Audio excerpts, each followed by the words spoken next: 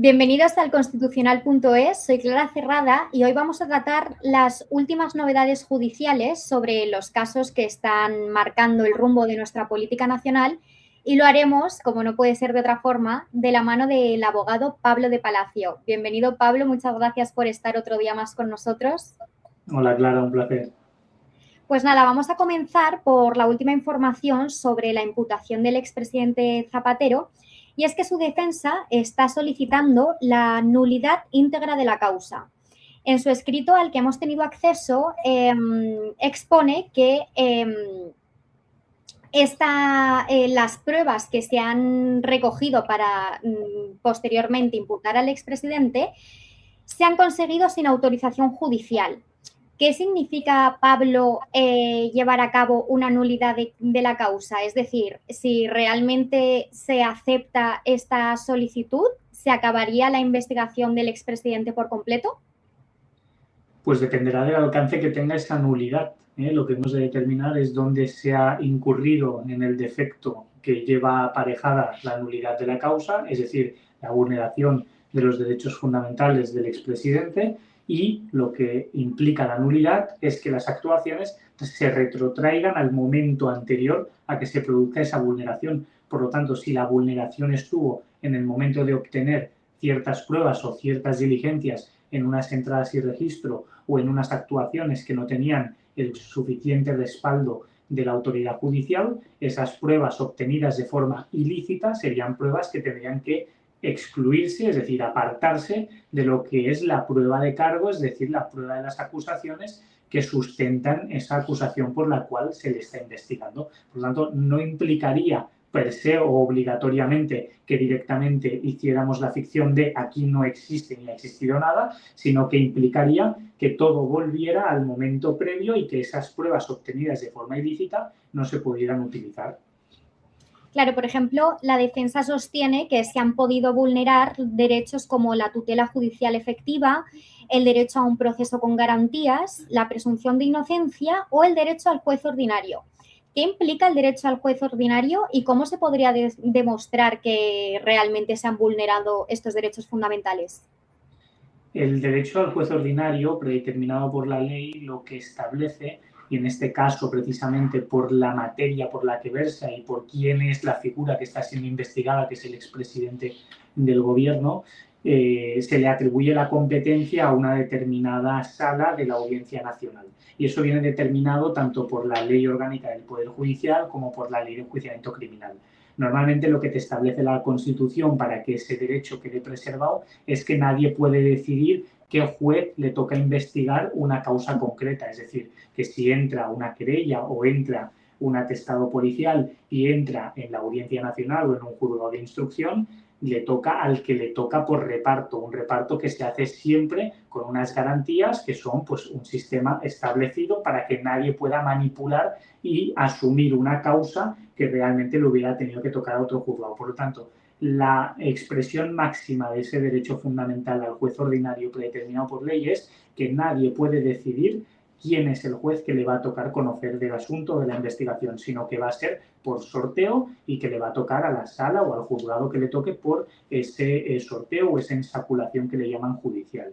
Eso por un lado. Y por otro lado, lo que me preguntabas, bueno, pues al final tendremos que ver de qué manera llega a afectar todo esto sobre el derecho de defensa, porque efectivamente, si realmente esas pruebas fueron ilícitamente obtenidas, eso sí que estaría atentando contra el derecho de defensa del expresidente y de cualquier investigado en cualquier causa judicial. Es decir, una persona puede tener unos ciertos indicios de que realmente ha tenido una participación delictiva o presuntamente delictiva, pero si la obtención de esos ilícitos o de esos indicios es una obtención que no tiene el suficiente respaldo judicial, automáticamente esa prueba queda sin ningún tipo de efecto de cargo ni acusatorio. Por lo tanto, es muy importante tanto que existan indicios como que se recojan de la manera que establece la ley para garantizar los derechos fundamentales del investigado.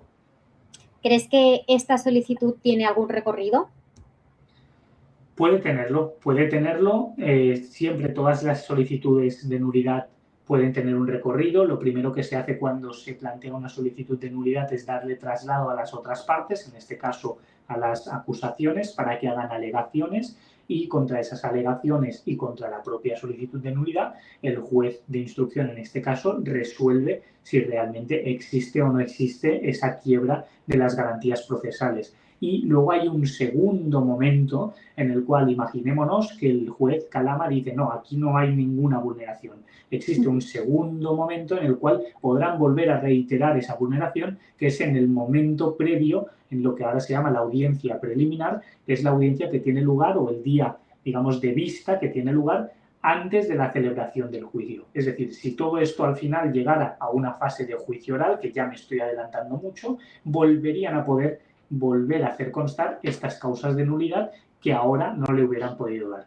Pero, evidentemente, desde el momento en que se plantea cualquier causa de nulidad y se sustenta que realmente hay indicios de que ha podido haber una obtención ilícita de medios acusatorios, siempre desde ese momento pues existe alguna probabilidad de que naturalmente puedan llegar a acordar esta retrotracción de actuaciones y esa nulidad de los indicios obtenidos ilícitamente. Pues es que otra de las cosas que exponen, ¿no?, es que la Fiscalía Anticorrupción como que ha reutilizado pruebas para abrir otras diligencias. ¿Es un procedimiento habitual?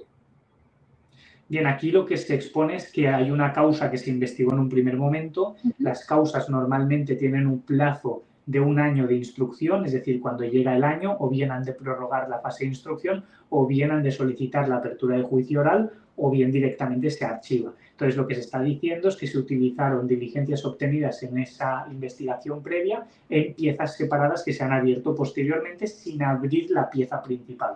Entonces, ese argumento que se está estableciendo por parte de la defensa es un argumento que desde el punto de vista jurídico puede tener la robustez o la solidez necesaria como para que se pueda cuanto menos cuestionar realmente esa vulneración del derecho de defensa. ¿Por qué? Porque nada más y nada menos que obtener unas pruebas que estaban en una causa que estaba archivada, que no se ha abierto, que no se ha prorrogado la instrucción, y estoy utilizando esas pruebas para usarlas en una pieza separada. Por lo tanto, naturalmente hay ahí una cierta dicotomía y un cierto riesgo a que realmente, pues yo creo más por omisión que no por acción, pero se haya podido incurrir en algún tipo de deficiencia estructural procesal que acarree la nulidad. También últimamente estamos viviendo un momento de filtraciones judiciales que llega a ser preocupante. Ayer mismo el juez Calama le dio a las partes, ¿no?, el último informe de la UDEF, en el que tampoco eliminó asuntos privados como mensajes de WhatsApp o escritos de la agenda del expresidente, y se filtraron a la prensa. ¿Qué mecanismos están fallando en el ámbito judicial para que vivamos todos los días filtraciones? Pues bien, es un elemento muy, muy, muy preocupante, porque desde el punto de vista de lo que tiene que ser la robustez judicial o de un organismo jurisdiccional, y sobre todo de una audiencia nacional que tiene las materias más graves atribuidas a efectos tanto de instrucción como de enjuiciamiento, que se produzcan este tipo de filtraciones es algo muy preocupante. Pero es muy preocupante porque normalmente son filtraciones que es muy difícil de llegar a conocer de dónde vienen.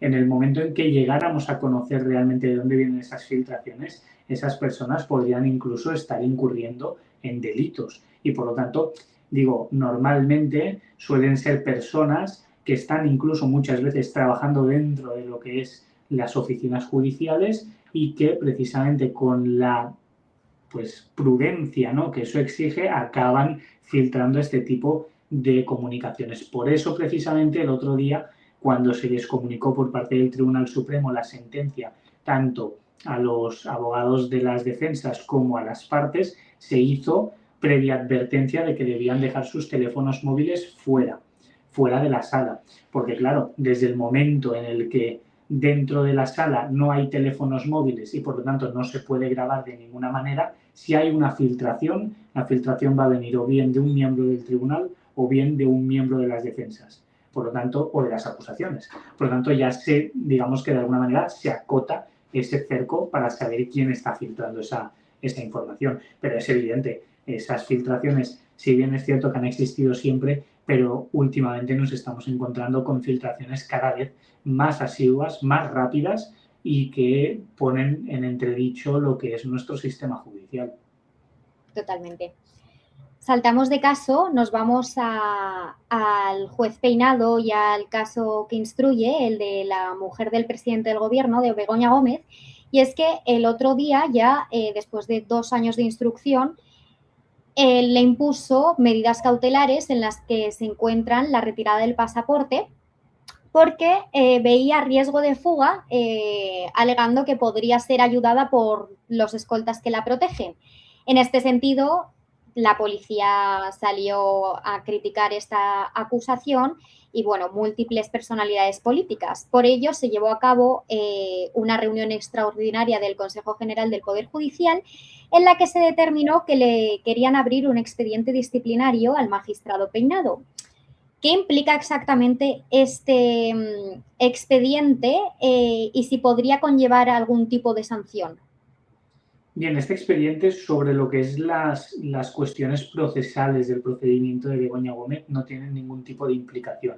¿Por qué? Porque aunque le abran un expediente, él preserva su debida independencia judicial y por lo tanto no pueden entrar a determinar si lo que ha hecho o no ha hecho en cuanto a una cuestión procesal es correcto desde el punto de vista del proceso. Sí que pueden entrar a determinar si realmente se ha excedido en cuanto a lo que las normas de funcionamiento del organigrama judicial les obliga a los jueces y a magistrados, que son pues precisamente las de motivar las resoluciones, las de no ir en contra pues ni de una de las partes, ni de policías, ni de, por ejemplo, los abogados, los procuradores, los principales actores de la actuación ordinaria jurisdiccional y, por lo tanto, lo que podrían llegarle a imponer en caso que se acabe demostrando que su actuación fue contraria a esos principios que marcan y que rigen su profesión, sería desde una sanción económica hasta incluso la expulsión de la carrera judicial. En la práctica es muy poco habitual que un juez sea tributario de una acción como la que ahora el Consejo General del Poder Judicial ha abierto, porque el procedimiento disciplinario ya está incoado y por lo tanto ya es una realidad. Lo que es evidente es que más allá de las cuestiones estrictamente procesales del proceso que está siendo instruido por parte del juez, lo que es evidente y que va a tener que responder de eso es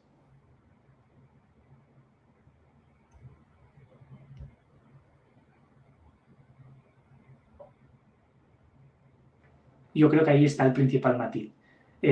¿Por qué está ahí el principal matiz? Porque durante 2 años que ha durado la instrucción, en ningún momento ha dicho que esas personas pudieran ayudar o coadyuvar a esa huida. Y ahora, sin embargo, de golpe, esas personas se convierten en un núcleo necesario para facilitar su vida.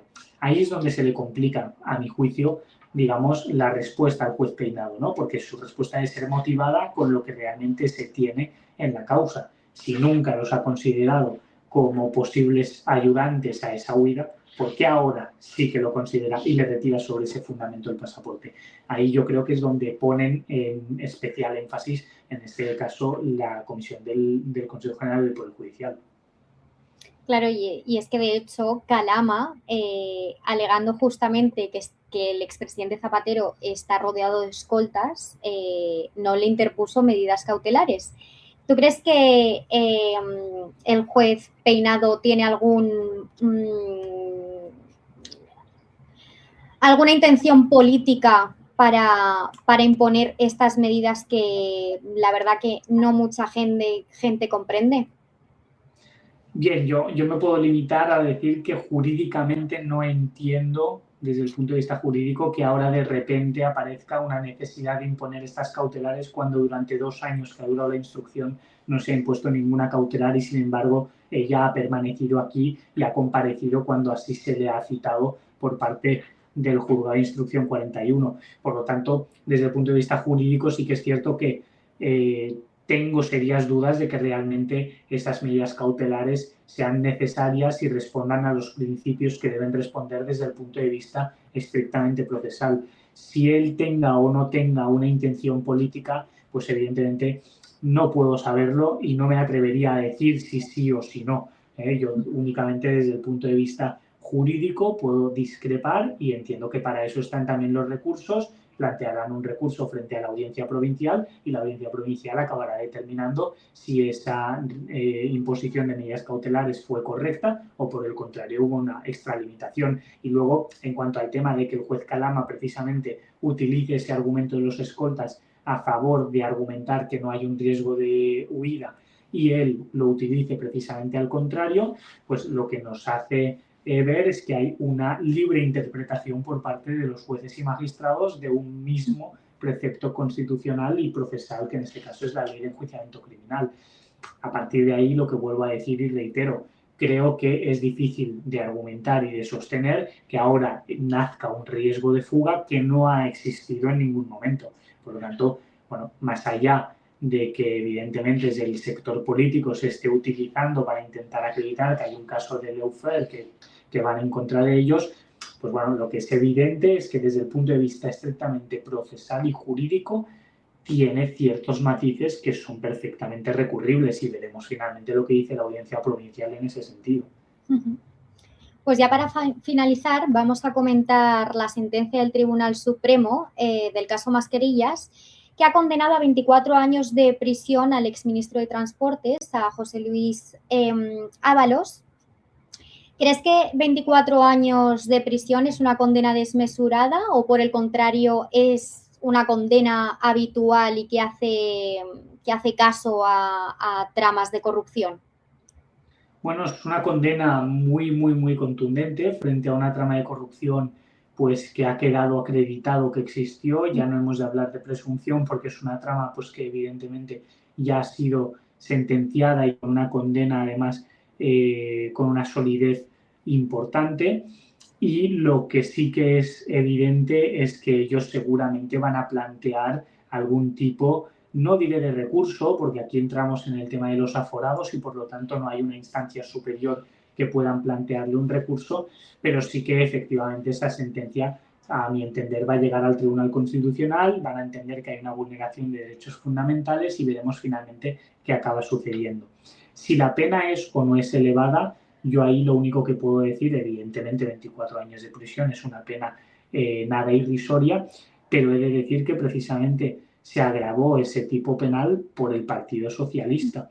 Por lo tanto, bueno, es una pena, naturalmente, que establece el Código Penal, es una pena que está aparejada para este tipo de delitos y con independencia del componente subjetivo y de lo que cada uno pueda pensar sobre esa pena, pero es una pena que responde a ese tipo delictivo. Sí que es cierto que hay una cuestión que yo creo que salta a la luz y que es importante tener en cuenta, y es que les ha condenado tanto a Koldo García como a José Luis Ábalos a una pena superior a la que pedía la Fiscalía Anticorrupción. Les pone incluso a Ábalos, por ejemplo, 24 años y 3 meses. ¿Eso qué quiere decir? Quiere decir que incluso el tribunal lo considera aún más grave de lo que lo estaba considerando una acusación como de la Fiscalía y por lo tanto que de alguna manera se alinea con la acusación popular que le solicitaba penas todavía más elevadas. Eso sí que es una cuestión que cuanto menos es extraordinaria porque normalmente suelen ir bastante a la par con lo que son las penas solicitadas por Fiscalía,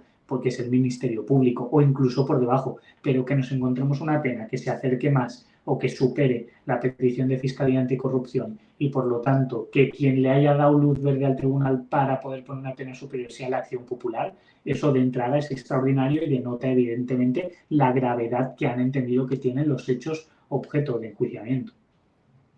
Por el contrario, sí que han dictaminado una condena mucho más baja que la que pedía la Fiscalía en el caso del empresario Víctor de Aldama, porque han justificado que ha colaborado con la justicia.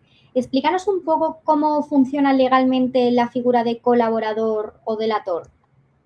Bien, la figura de colaborador no es tanto delatar, porque al final como persona investigada uno puede intentar imputar hechos a otras personas pero hechos que no sean verídicos. Por eso la sentencia dice, cuando analiza esta cuestión, dice que esos argumentos esgrimidos por Víctor de Aldama vienen corroborados no solo por su declaración, sino por otros indicios que constan en la causa. Dicho esto, es cierto que aunque el tribunal entiende que hay una atenuante muy cualificada, porque normalmente lo que es la confesión es que te atenúa la pena, y la atenuación de la pena puede ser en 1 o en 2 grados. Si es muy cualificada, lo cual es muy importante, se puede llegar a bajar en 2 grados la pena. Si es una atenuante no cualificada, sería 1 grado. Y claro, bajar 2 grados de la pena es bajar muchos años a la petición de prisión. Entonces, la Fiscalía le pedía 7 años y hemos visto cómo le ha bajado considerablemente esa pena, y como los delitos individualmente analizados por ninguno de ellos le han puesto una pena que supere los 2 años, puede acogerse a la suspensión de la pena y no entrar.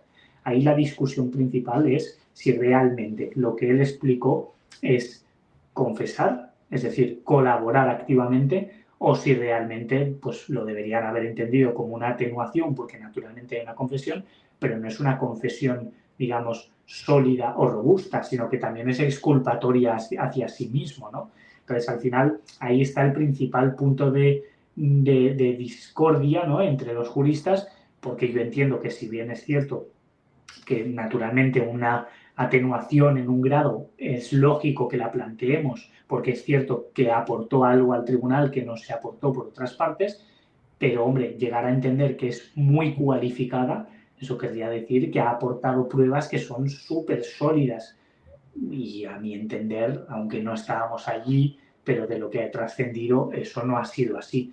Por lo tanto, bueno, vemos ahí realmente una confrontación, ¿no?, entre criterios del tribunal. Por un lado, a 2 de los acusados les pone una pena que se asemeja más a la de la acción popular, y a otro de los acusados le pone una pena notablemente inferior a la que le pide la Fiscalía Anticorrupción. Por lo tanto, ese es un argumento que naturalmente las defensas tanto de Koldos como de Ábalos van a utilizar seguro en su recurso ante el Tribunal Constitucional. Sí, de hecho, Ábalos ya ha anunciado que va a pedir la nulidad de la causa por la condena. Pues nada, Pablo, muchísimas gracias. Siempre nos das una clase de Derecho. Encantadas de tenerte con nosotros. Así que nada, muchísimas gracias. Pues cuando queráis, un placer. Que vaya muy bien.